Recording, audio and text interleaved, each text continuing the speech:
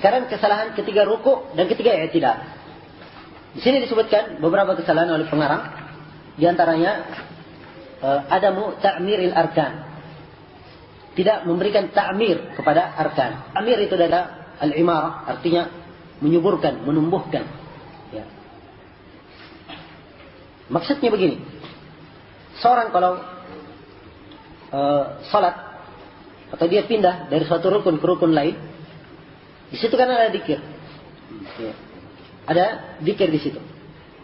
Jadi begitu dia pindah dari berdiri ke ruku, dia takbir Allahu Akbar.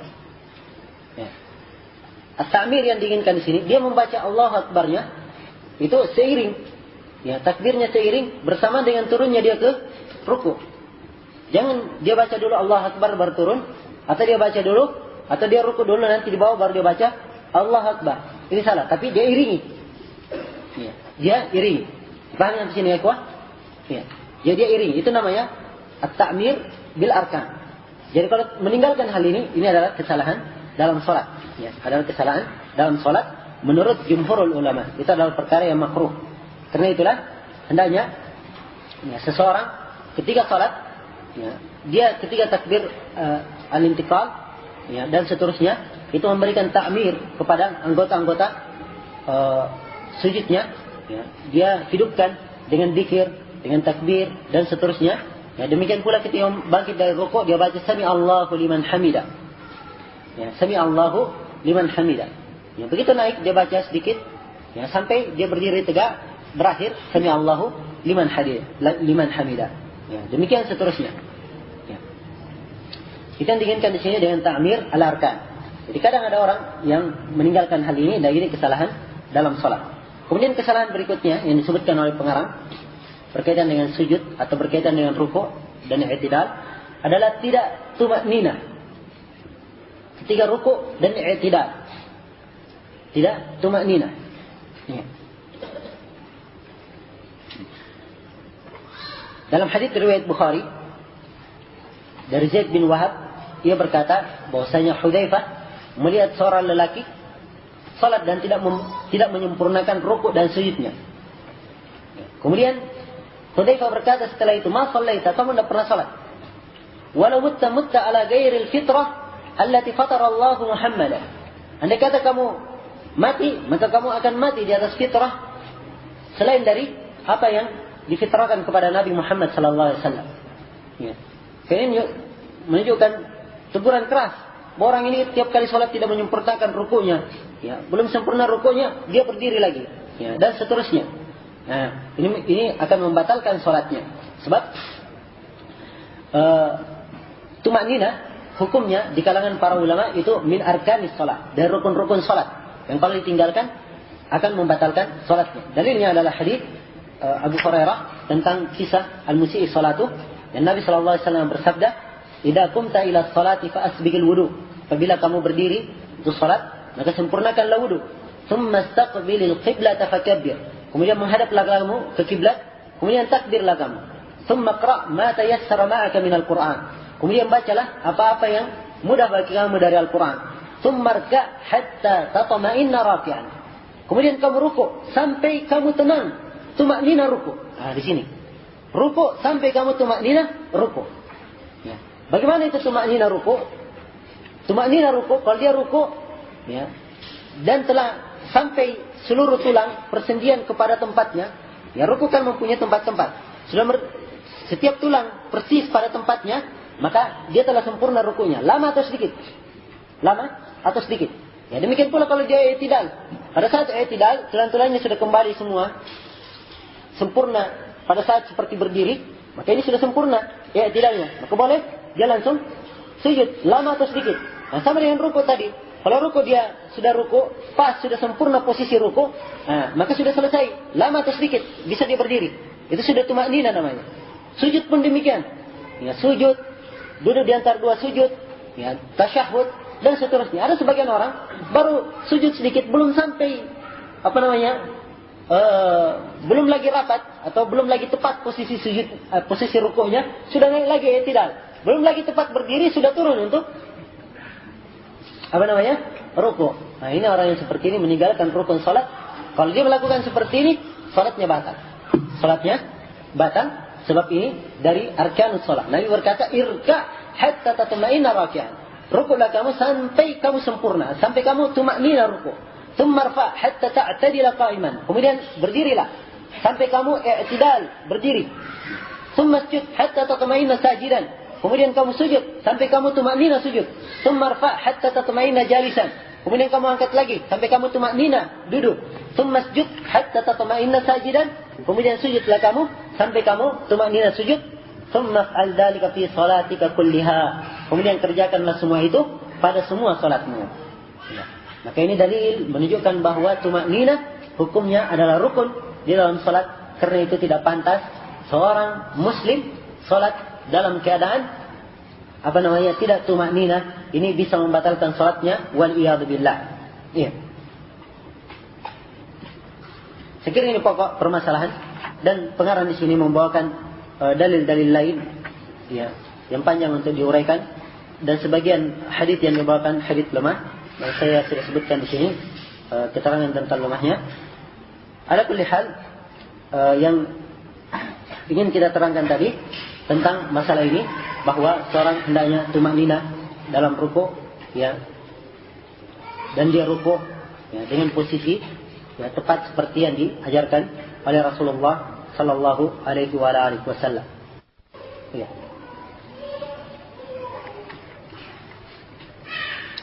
Dan di sini pengarang menyebutkan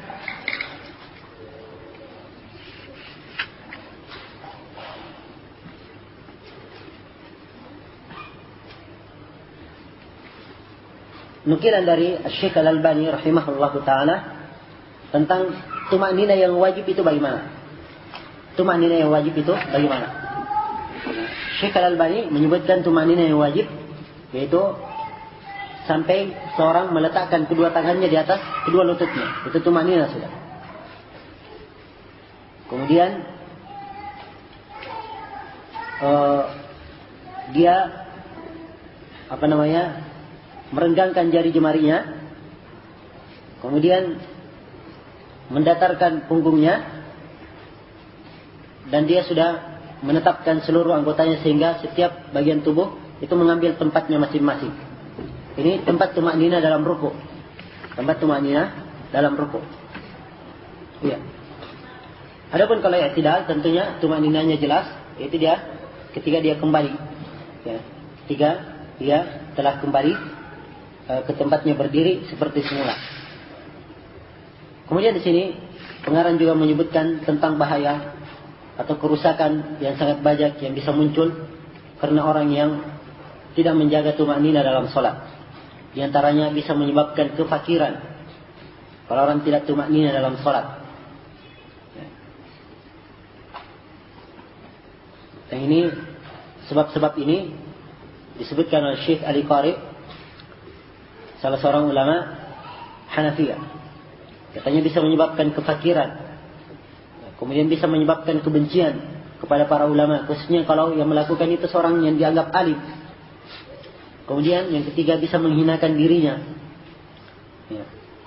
Kemudian yang keempat bisa jatuhkan manusia jatuh dalam maksiat. Kemudian yang kelima menampakkan maksiat pada manusia. Kemudian yang keenam wajib dia mengulangi salatnya. Kemudian yang ketujuh menunjukkan ketergesa-gesaan itu dari syaitan. Yang kedelapan itu adalah sebab bisa munculnya atau bisa sebab yang bisa menimbulkan adanya kesalahan dalam membaca. Gara-gara sibuknya tergesa-gesanya akhirnya takbirnya tidak lengkap, sujud lagi. Ya. Baca ininya tidak lengkap, sujud lagi. Baca ininya lengkap, berdiri lagi, cepat begitu. Akhirnya tidak sempurna bacaannya. Tidak sempurna bacaannya. Maka ini semua kesalahan-kesalahan dalam pada saat rukuk. Kemudian kesalahan berikutnya disebutkan di sini oleh pengarang bahwasanya ada kesalahan pada sebagian orang.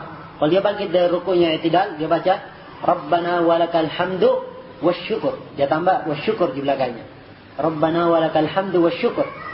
Nah ini kalimat Rabbana walakal hamdu wasyukur kalimat asyukur ini itu tidak ada itu tidak sabit dari Nabi sallallahu alaihi wasallam. Artinya dia hanya ada dalam hadits yang lemah. Ya. Tidak ada dalam hadits yang sahih dari Nabi sallallahu alaihi wasallam. Kemudian kesalahan berikutnya disebutkan di sini oleh pengarang tentang kunut terus menerus. Ya. Ini yang dikenal di kalangan orang-orang dengan kunut subuh. Ya. Kunut subuh terus menerus. Ya, orang-orang yang berkata adanya disyariatkannya kunut subuh, mereka berdalilkan dengan hadits Anas bin Malik. Dan Nabi sallallahu alaihi wasallam yang Anas bin Malik di situ katakan, "Ma zala Rasulullah sallallahu alaihi wasallam yaqnutu fi subh hatta faraqat dunya."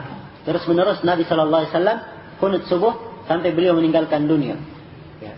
Dan hadits ini adalah hadits yang lemah karena perputaran sanadnya pada rawi yang bernama Abu Ja'far Ar-Razi. Isa ibn Mahan, Abu Ja'far Ar-Razi, dan dia ini lemah, sayyul hifz. Ya. Kemudian andai kata haditsnya ini sahih, ya, kalimat di sini yaqnut fi subh, kunut pada subuh, itu bukan kunut dalam artian membaca doa. Ya. Sebab kunut itu mempunyai banyak arti. Kunut dalam bahasa, Al-Iraqi menyebutkan 10 makna lebih. Mana kunut itu? 10 makna lebih. Karena itu tidak bisa ditentukan yang mana makna yang diinginkan dalam kunut itu. Sebab kunut bisa bermakna berdiri yang lama, kunut bisa bermakna tunduk, khudu kepada Allah Subhanahu wa taala, dan banyak lagi makna kunut. Ya. Kemudian suatu hal yang mustahil, kalau misalnya dikatakan kunut di sini adalah membaca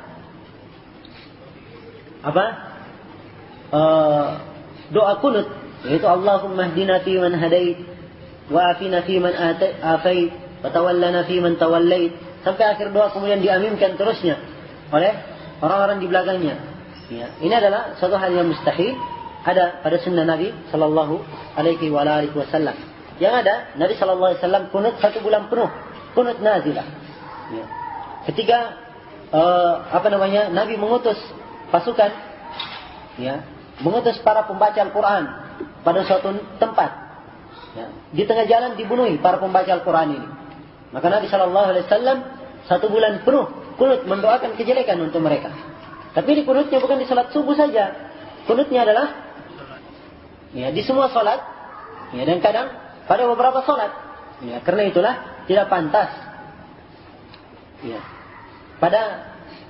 Setelah nampak jelas sunnah Rasulullah sallallahu alaihi wasallam dalam hal ini bahwa beliau kunut hanya pada kunut nazilah, adapun kunut subuh itu hanya di dalam hadits yang lemah dan tidak ada tuntunannya dari Rasulullah sallallahu alaihi wasallam. Kunut subuh seperti yang kita saksikan di tengah masyarakat kita sekarang ini.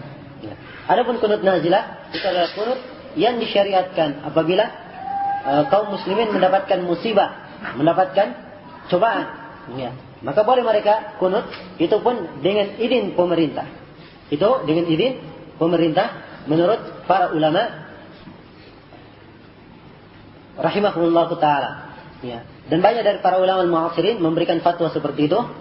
Seperti Syekh Shalih Al-Fauzan, Syekh Shalih bin Abdul Aziz Al-Syekh, Syekh Abdul Muhsin Al-Abbad, Abdullah bin Abdurrahman Jibrin, dan lain-lain yang memberikan fatwa bahwasanya kunut tidak boleh dilakukan kecuali dengan izin pemerintah. Dan fatwa ini keluar ketika kejadian penyerangan Afghanistan, di mana imam-imam masjid waktu itu ingin melaksanakan kunut, ya, maka diberikan fatwa tidak boleh kunut kecuali kalau ada izin dari pemerintah. Kalau ada izin dari pemerintah. Sebab kunut nazilah itu min salihi dari kebaikan pemerintah. Ya, maslahat dan mafsadatnya mereka yang menimbang. Maka kalau mereka menimbang boleh, maka dilakukan. Kalau tidak, maka hendaknya tidak dilakukan. Ya. Sampai kadang ada seorang yang hamasa berlebihan dalam melaksanakan kunut tersebut sehingga jatuh dalam perkara-perkara yang diharamkan secara syariah. Wallahu taala a'lam.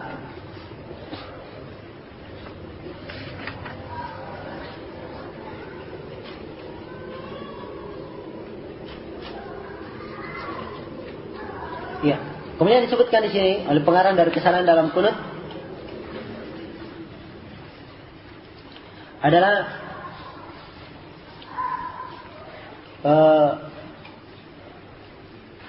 pada saat imamnya kunut, ya, kunut nazilah misalnya, maka disyariatkan untuk diaminkan, disyariatkan untuk diaminkan. Dan ini ada dalam hadits Ibnu Abbas dengan sanad yang hasan. Tapi ada sebagian orang yang menambah kalimat-kalimat seperti bihaq, ya asyhadu, ya kalimat misalnya asyhadu amin, ya, kemudian haq dan seterusnya, kayak kalimat-kalimat tambahan. Ya. Kemudian dari kesalahan juga, ya dalam kunut, ya orang yang pada saat membaca doa kunut, ya, dia membaca wala ya'izzu man adait, dia baca dengan fathah wala ya'azzu, atau dia baca dengan kasrah wala ya'uzzu, atau dia baca dengan dhamma wala ya'uzzu. Itu dua-duanya salah. Yang benarnya wala ya'izzu, wala ya'izzu. Ya, dan ini disebutkan juga oleh pengarang. Dan di antara kesalahan juga dalam kunut, ya, kata pengarang adalah mengusap wajah setelah doa. Ya, setelah doa kunut kemudian mengusap wajahnya. Ini juga dari kesalahan.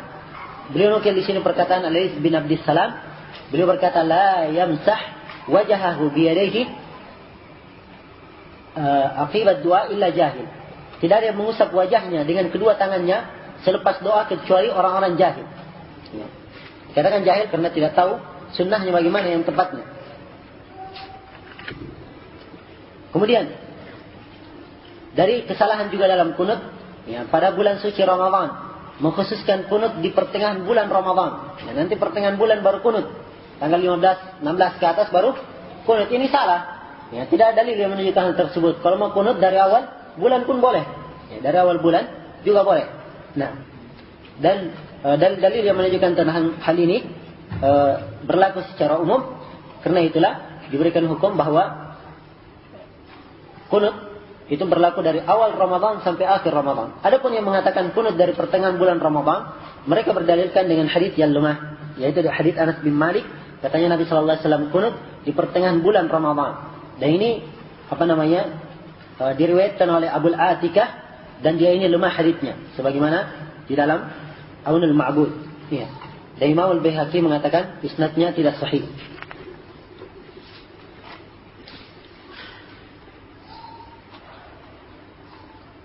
Ya, dan dari kesalahan orang-orang yang kunut, khususnya kunut nazilah. Ada yang melakukan kunut nazilah dan doanya Allahumma hdina fi man hadait wa afina fi man afait. Kunut nazilah doanya itu. Doa kunut witir dibaca di kunut nazilah. Ya.